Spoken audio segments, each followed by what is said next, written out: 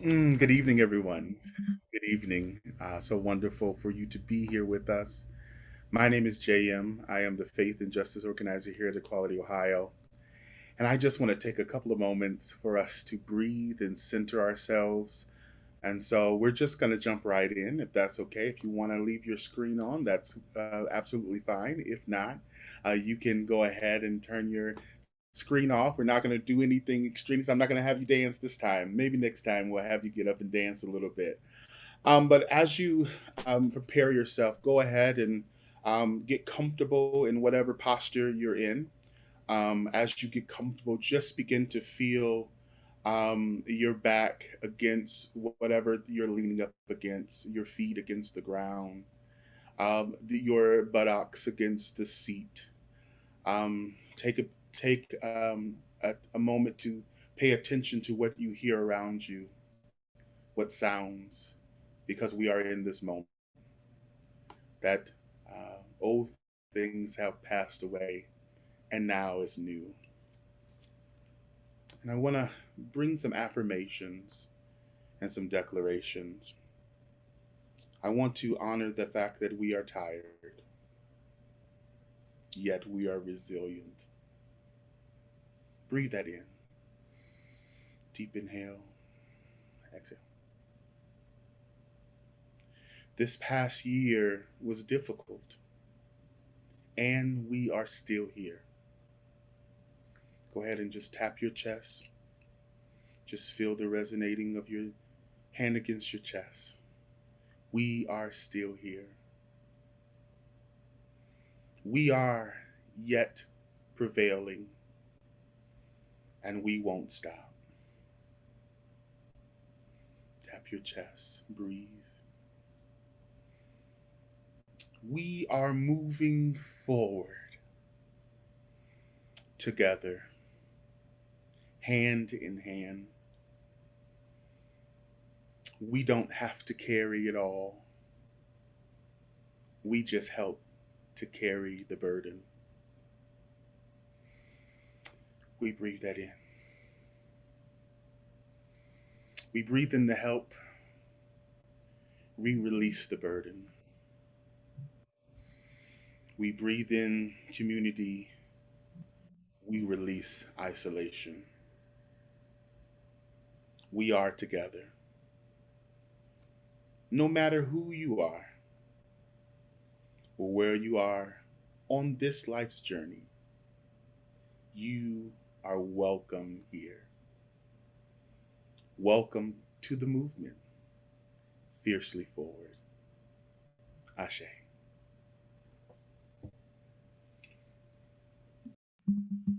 Thank you so much for that, James. Thank you. That was wonderful. And it really got us centered right here in why we are here and the fact that we are here together, which is such a wonderful thing to say here in 2021. We are here together, and none of us is carrying the load alone. We are in community and we have one another. So important. Thank you. Thank you. I want to make sure that we say we recognize what day it is today. Today is Sunday, June 20th. It is Father's Day. So if there are any father figures, anyone who has taken on a parenting role in someone's life, happy Father's Day to you. So glad to have you with us today. And thank you for spending part of this special day with us. Also want to say a very happy Juneteenth. We hope that everyone celebrated Juneteenth yesterday. Equality Ohio celebrated by giving staff the day off. We also celebrated by donating to Black-led organizations across the state, for Black-led organizations across the state. So happy Juneteenth to everyone. And of course, happy Pride Month. And we couldn't let the day go by without saying happy Pride Month. So JM got us centered there in why we are here now. And I want to offer a little bit about our race equity lens, and the race equity lens that we have at Equality Ohio, and the race equity lens that we are bringing to the stakeholder summit.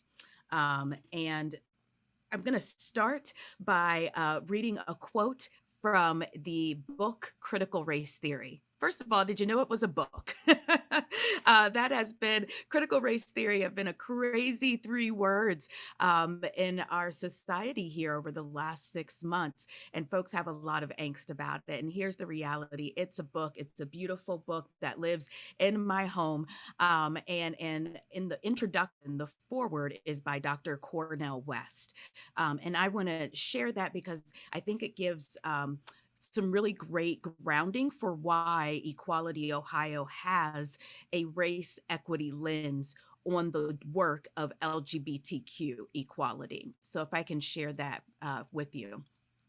Critical race theory is the most exciting development in contemporary legal studies. This comprehensive movement in thought and life, created primarily, though not exclusively, by progressive intellectuals of color, compels us to confront critically the most explosive issue in American civilization: the historic centrality and complicity of law in upholding white supremacy and concomitant hierarchies of gender, class, and sexual orientation. That is the opening sentence of the book, and then of the introduction. And then the final sentence of the introduction is: critical race theory is a gasp of emancipatory hope that law can serve liberation rather than domination. Oh, doesn't that? Oh my goodness. Yes. So that is why critical race theory is such an important thing. And we at Equality Ohio agree wholeheartedly with Dr. Cornell West that indeed critical race theory is indeed an emancipatory hope, a gasp of emancipatory hope that law can serve liberation rather than domination.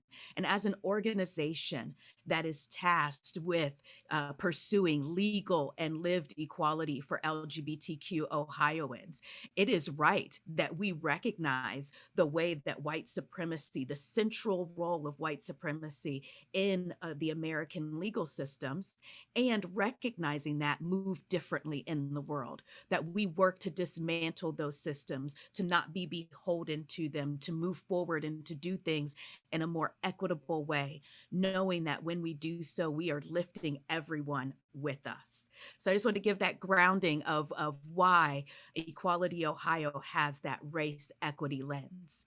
So what does it mean for Equality Ohio to have a race equity lens? Well, when we put together our values, we actually included value number 3. It is equity and racial justice. And I want to share it with you all today because I love it. I was able to help in the writing of this, and I love it. I think it really speaks to the work that we do here.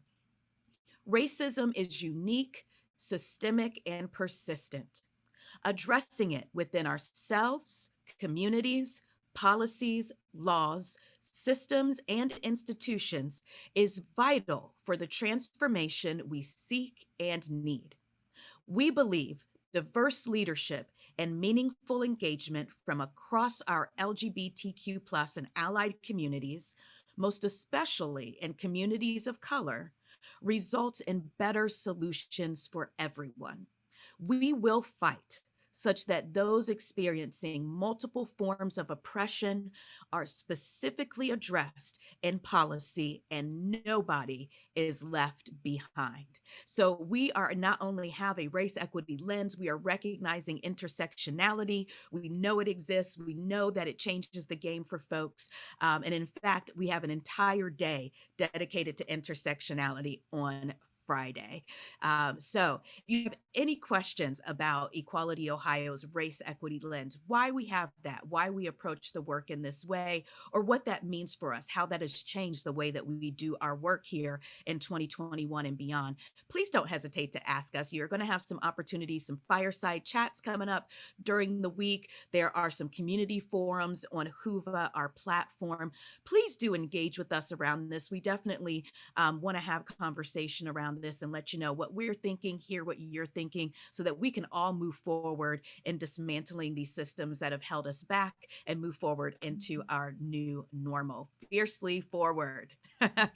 All right. Gwen, where are we in our So I'm going to give just a little bit of the history of Stakeholder Summit. So this event has been happening annually for years and years, and I really think of it as almost a reunion time. And it makes me think of, I was not with Equality Ohio at this time, but 16 years ago now, there was a group of leaders from across the state within the LGBTQ community and allies as well, who gathered in the basement of a church and said, we don't want to be politically powerless anymore. And it happened to be in 2005, the year after marriage was on the ballot in Ohio and was shut down. And so the gathering of folks in that room was, yes, around a response to this attempt to take away marriage equality, but it was also about, I go back to this like politically powerless part, that it was, we are here and we are queer, right? And how do we build power? How do we build people power? How do we ensure that our voices are heard, that we are not pushed back into closets, that we have these basic protections of non-discrimination protections like housing and employment and public accommodations. And so it was an opportunity for folks to gather and name that and to organize. It was about getting organized, right? We know that the voices are there, but we can't be heard unless we're organizing together. So I really think of that as the birth of Equality Ohio, being a place for folks to gather and organize together. So that happened in 2005. And since then, Stakeholder Summit has been an annual event bringing together leaders from across the state to learn, to build community, and to kind of move forward the movement, the LGBTQ movement in Ohio. For many years, this was an invite-only event that named organizational leaders. So it was only about those leaders who were kind of named, who was the director of the LGBT center, or had a certain board position or something like that. And this year, we're expanding that definition. We know that that there are so many leaders and organizers who have all kinds of qualifications that don't necessarily have a fancy name or fancy title behind their name, and have qualifications other than academic degrees, right? Who can do this work. This is about everyday people in the LGBTQ community who can do this work, and making sure that we're drawing the circle wide to include folks, to build up leaders, to make sure that our leadership and the voices that are being heard within the LGBTQ community are not just the ones who have been heard for many, many years, right? How do we make sure that those other voices are being included and listened to, and those are the folks that we are following and that are leading. So we made the decision to open Stakeholder Summit up to the public, and we wanted to draw that circle wide to make sure that we were as inclusive as possible. Before we get to our closing, which JM is going to do our closing for us, but before we get there, we do want to mention the work never stops, y'all, and we know that. And Dom, who is our public policy strategist, made us aware that there is a bill, HB 61, that we have been watching all year, and it is going to get a hearing, a proponent testimony hearing on Thursday at 9 a.m. in the House Primary and Secondary Education Committee. And that is chaired by Gail Manning. And so what we are asking you to do, I'm going to throw it right here in the chat.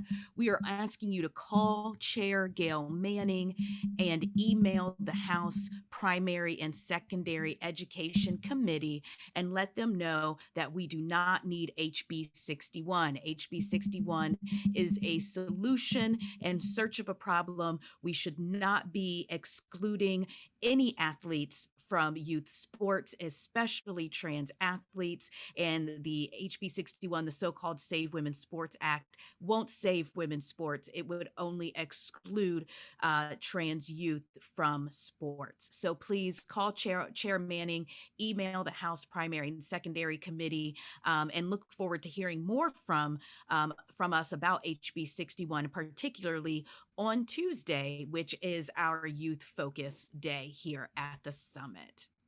Gwen, have I forgotten anything before we kick it to JM for our closing? I think you covered everything. Thank you. Thank you. And we will make this available, especially all the info about the app and everything. We'll be pushing this out throughout the week. And please, again, this is our first year using this app. And so please do share feedback with us as we go. If there are things that you notice even throughout the week, right? The thing about the captions, I thought that they would be automatic and I realized I had to turn them on. So there are things like that. I'm just going to be transparent and real with you that we're figuring out as we go. So we welcome your feedback and you're part of the community. And so we want to make sure that this is the strongest summit possible. One of those things that, again, I will share in the chat here is we have a pre-summit survey just to share and kind of get folks' perspective on where you're coming from and how this summit is, what you're looking forward to as a part of the summit. We're trying to really just collect feedback. So I added that in the chat, and please just take a moment to fill that out as we start this week out. So I will, with that, I will pass it back to JM, who so beautifully centered us, and for our closing. Wow, thank you. So amazing that you are here. I'm grateful that you are here. I want to read something, and then we'll just leave out. Author Robert Tew says, "Be patient with yourself. You are growing stronger every day. The weight of the world will become lighter, and you will begin to shine brighter. Don't give up." So may you find love in unexpected places. May you dance without music or beat. May you find joy in small gestures. May you find your strength to prevail. Welcome to the movement. We are moving fiercely forward together. May it be so. Ashe.